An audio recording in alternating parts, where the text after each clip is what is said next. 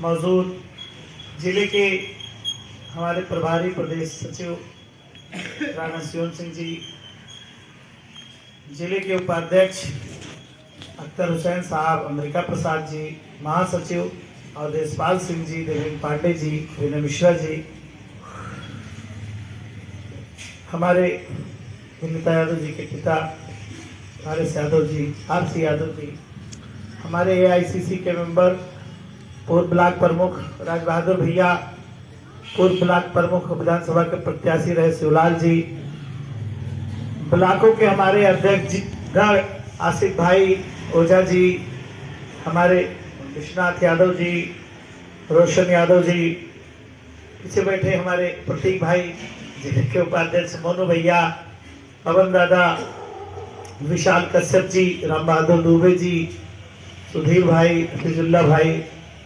इजहार भाई, मौजूद कांग्रेस के तमाम हमारे साथीगण, चंद्रशेखर चौधरी जी, शरफत भाई, आज बहुत सारे लोगों ने अपने विचार दिए, गांधी जी के बारे में बहुत सारी बातें बताई। आज हमारे लिए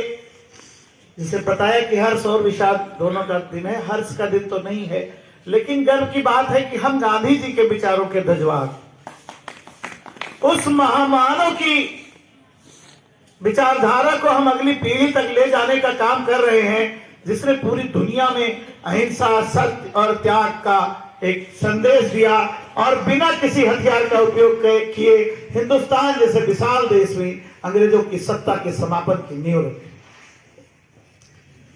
यूं तो कांग्रेस की स्थापना 1885 में हुई थी। कांग्रेस इस देश के अभिजात लोगों की पार्टी थी, बड़े बड़े वकील, आईएएस या जमींदार, कुल 73 लोग थे उसमें। इसमें एवं साहब जो अंग्रेज थे वो अंग्रेजी शासन नीति के खिलाफ थे, इसलिए उन्होंने अंग्रेजों के खिलाफ इस पार्टी का गठन कराया। एक भाजपाई अभी देख रहा था, टीवी पे बोल रहे थे कि इनका क्या, इनके तो संस्थापक ही अंग्रेज थे। हाँ, हमारा संस्थापक अंग्रेज था, क्योंकि हम जाति और धर्मों की व्यवस्था में विश्वास नहीं रखते। हमारी व्यवस्था वह थी कि देश को आजाद कराने के लिए कौन से लोग हैं जो अपना त्याग और बलिदान देकर इस देश की धरती को आजाद कराने के लिए तैयार हैं। धर्म के आधार पर कभी कांग्रेस की स्थापना नहीं हुई थी, इसलिए हमारा संस्थापक अंग्रेज था। वो अंग्रेजों के खिलाफ लड़ने इसलिए